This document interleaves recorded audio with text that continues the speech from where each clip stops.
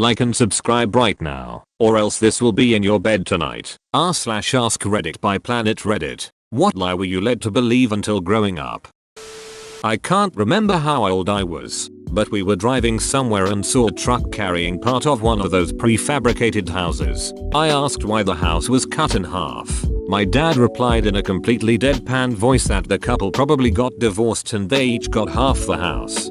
I'm going to use this in the future. That cleaning the litter box was an adult-only activity normally, but I was just so mature for my age I was allowed the honor of scooping poop. My mom was smart. My aunt and uncle told us that kids weren't allowed in Blockbuster after 8 p.m. because my sister and I could never decide on a movie. What made it believable was one time we saw a younger kid getting arrested outside the store. My uncle told us it was because it was after 8 p.m. Took way too long for me to catch on. It took you so long it can't even happen anymore. Edit. I don't know if the last Blockbuster, TM, is still around. I was just making a joke. That when my aunt went skydiving she brought me back a piece of a cloud. It was just a cotton ball pulled apart and sitting in a baggie. That is actually kind of sweet. How old were you? I was like 8. But the worst part is I lost it, so then I never had a chance to really think about it. That is until I was like 16 talking to my parents one day about the cloud and they all laughed at me.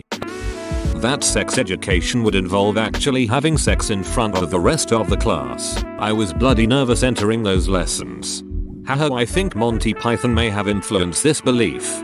What's wrong with a little foreplay, lad? Growing up my dad told me earwigs go into your ear, but they can't turn round to get back out, so eat through your brain to come out the other ear. I was about 18 sitting with a group of friends who laughed loudly at me when I found out it wasn't true. I heard this same one growing up and was fearful of bugs. Having 3 little girls myself, I always have encouraged them to enjoy and be interested in bugs. Just last week, after a 6-week ear infection that wasn't getting better, the ant doctor found a dead beetle in my youngest daughter's ear. Very painful removal and she is now terrified of bugs. I don't blame her. But they are so very creepy and gross. I hate earwigs.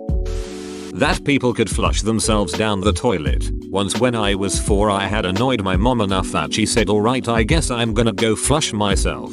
I ran into the bathroom after her only to find the toilet flushing and her gone. She was laughing behind the shower curtain as I cried into the toilet. I bet that scene in Harry Potter really got to you when they flush themselves into the ministry. This is ducking fantastic. What I love about it is that I'm sure she told you for a while before doing this. The idea of her building it up knowing one day she'd get to make this joke is my favorite bit. Saving this for my kid. When I was about 10 my grandfather took me fishing. Being a 10-year-old, I caught nothing but weeds. I asked him if we could cook the weeds, which he replied of course. I go back to their house and watch TV while I wait for my delicacy pond weeds. Fast forward 5 years and I am a high school freeman. One day the cafeteria served green beans. I thought they were lake weeds, so I bet my friend $10 that they were from a lake. I found out that I didn't eat pond weeds. My grandmother had thrown out the weeds and cooked a can of green beans. I also lost $10. For 5 years I thought green beans were actually pond weeds. You had never seen or eaten green beans until you were 10? Nah, he was eating lake weeds the whole time. That your elementary school actually had a detailed permanent record that would haunt you for life. When I asked my dad why Asian people had umbrellas open when it was sunny out, he told me it's because they have a terrific sense of sarcasm, and they do it for laughs. I believe that for longer than I care to admit. At one retail job I had, we had this little fish-shaped dish that we used as a give a penny take a penny thing. It had 1 penny in it and this little girl with her mom came up and asked me why there was 1 penny in a fish. I deadpanned its modern art and the girl said oh okay, like it made perfect sense. Her mom thought it was hilarious. Don't know why your story reminded me of that, but that happened 10 years ago and I haven't thought of it since. My dad was interviewing college students for an internship and he was asked something like, how does management connect with younger individuals? He told her they're going to move all in-person meetings to text meetings where you sit in silence with each other and just text back and forth. She bought it and my dad had to tell her he was joking. I grew up believing the president, Bush, Called my dad every day to make sure his watch was set correctly. I told my teacher this. Fasapum. My dad also taught Bruce Lee and Jackie Chan everything they know. Sounds like my grandfather, who was born in 1935, and, according to his rendition, enlisted in World War II to punch Hitler in the face using his black belt in the ancient Chinese martial art of schmooze. So, I tied an onion to my belt, which was the style at the time. I was told that girls grew hair under their boobs, like armpits. It didn't sound right, but I didn't know enough about it to dispute it. You've no been to Glasgow then. Edit. Cheers further goud and silver. Can I use them to buy the missus a tit razor? Oh god. I didn't realize my grandmother was dying of ovarian cancer until she did. Everybody just told me she had a fever and I wasn't able to spot the signs like missing hair because I didn't know any better. I was 8. I was devastated. At this point, I get why my parents lied to me, but I still don't know whether they should have. It was a nasty shock. That's heartbreaking. I feel like at 8 years old you're capable of understanding the concept of death, and maybe they should have prepared you for your grandmother's death a bit more than they did. That my mom's shoebox of weed that I found under her bed was actually potpourri that had gone bad, and yet she never threw it away. She didn't want the trash smelling like spoilt potpourri. The smell of potpourri overpowers the stench of coyote urine. You can trap a sound in a jar. One day, when I woke up, my pet rabbit was mysteriously taken to a farm where he has more friends. I realized years later that he must have died for some reason and wasn't brought to a farm where he's hopping around with other bunnies. Same thing happened to me. My dog Pepper is still running through fields on a farm to this day. He would be 40 years old by now. I was told that A. If an ice cream truck plays its music they have run out of ice cream, so only ever got an ice cream at shows when they were parked up. B. Jumper was a swear word and that I wasn't to say it. For context, my parents heard me saying fork quickly so it sounded like a swear word. My dad said I know what you are doing, and it's okay, but I never, ever want to hear you say jumper. They got my friend's parents' family, everyone in on it. That lasted about a year. Car battery is dead. Do you have the up? Dad, can you stop beating me with the up? Join our community Discord, link in description. I had a stuffed squirrel taxidermy on my wall when I was a kid. My dad said I could not touch it because it was toxic if I got it on my hands. I have always been very careful when I have moved it around and washed my hands real good unless I used gloves. When I was 28 I learned that he said it so I wouldn't ruin it by petting it. Still washes my hands after moving it. While he may have had a different reason for telling you it was toxic, there may have been a kernel of truth depending on the age of the specimen. Older taxidermy animals were treated with arsenic under the skin to keep bugs away. Yeah, that may be true. It was a roadkill that he brought Howard he got stuffed. Bet it is from around 1980, so it's a old squirrel. Thanks for the info. That teachers don't gossip about students. When you are an adult and see your friends become teachers you know very well they talk about the pupils.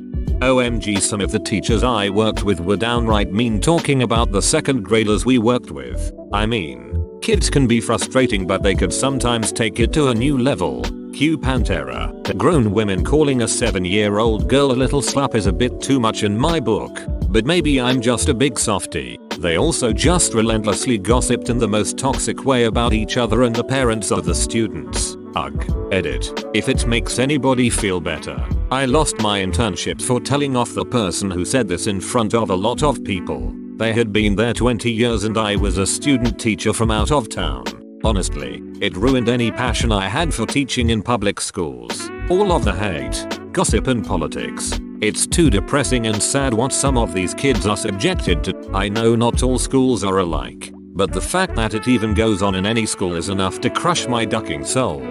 It's not just you and this is a huge problem. Guarantee these attitudes slip into the treatment of children. You call a 7-year-old girl a slut in private, but when you're with her you treat her as if her life will be a dead end and she's not very smart. So you spend less time focusing on helping her relative to the children you like. Then you start punishing her more because you see yourself as interventionist. And boom, you've just created an incremental difference in that girl's life, giving her the message that she's bad without actually contributing to her growth. Then you tell her teacher what a problem child she is next year, and chances are she'll get the same treatment there.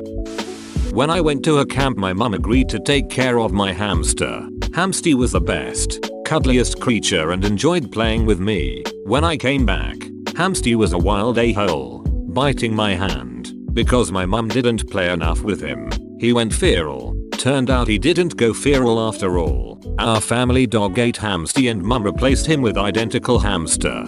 Pretty sure my mom just stopped wanting to buy shit for my hamster when I was like 5. So she let it go, bent the little bars in his cage, and said he escaped. I wasn't even upset. I thought the hamster was a beast. Strong as duck for a hamster if he could bend those bars. Hope he did well. Narrator's voice. He didn't. Mum saw I was visiting porn sites via the web history. I was pretty young. She told me the next day that it's unrealistic. That's true. And that girls don't give blowjobs. R.I.P. Dad. They're divorced. It's all good. Edit. My first silver came from my parents' failed marriage. Reddit is a beautiful place. Edit. Now it's gold. I've never been so proud of coming from a broken family. Edit. Another silver. Brings a tear to my eye how much enjoyment my family's separation brings you all. That moths were the ghosts of butterflies. Cheers for that one, Dad. Edit. My apologies to any young ones both present and future that this tale may be recanted to. That said, it definitely got me into the habit of turning lights off. Kind of a cool idea though.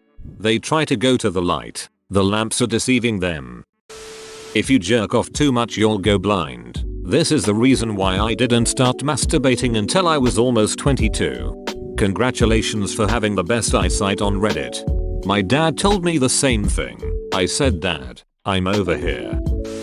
That if I sleep with my socks on I'll become blind. That's a tad random. How did that get started? Risk of static electricity buildup literally blowing your feet off in the night. Kills millions every year but the media is working with Big Sock to cover it up. When I was but a wee lad, we helped Dad cut down trees. Big trees. He was always worried about which way they would tip. So he would pace out a length of rope, tie it to a tall branch, and have all the kids pull as hard as we could to help the tree fall in the correct direction while he worked the chainsaw. You sit on a throne of lies. He used rope so that he knew where all the kids were, and paced it out so that even if the tree fell at us, we were far enough away to not get hurt. Greatest safety lie ever, and I can't wait to lie to my kids in a similar fashion. This is incredible. Didn't you notice as kids the tree always fell away from you no matter how much you pull go? Yep. Sometimes, we thought Dad just sucked at cutting, which is why he needed us. For the smaller ones they would fall toward us, proving how useful we were. 10-20 feet farther away than the top of tree and completely safe. Also, I was not a clever child.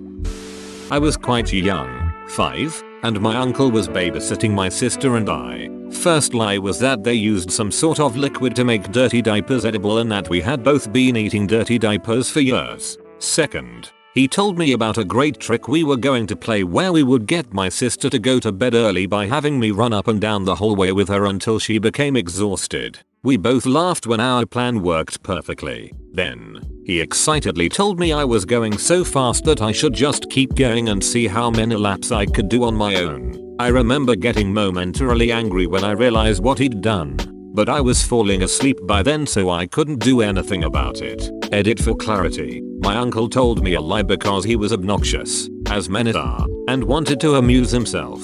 The lie was that my parents used to save money on food by using a solution to make dirty diapers edible. He explained that I used to eat those diapers as a baby. Right. It's goofy and not that funny, but I bet he never thought this many people would be discussing that he did this over 30 years later. Ha ha ha ha, that's brilliant. As someone who works with kids I love doing things like this to just expel a ton of their energy. Make anything a game or a competition and kids will love it. I like to do what I call a lung capacity test where the kids take one breath and run as far as they can while screaming as loud as possible. When you have to inhale, you stop running. The idea is to try and get as far as possible on one breath while getting your noise out. You'll understand when you're an adult. I still don't understand, Mom. That my dad one day just died. No explanation as to why or how. Just gone. I was 5 at the time and I didn't find out until years later when I took it upon myself to go to the police and ask how it happened. So how did it happen?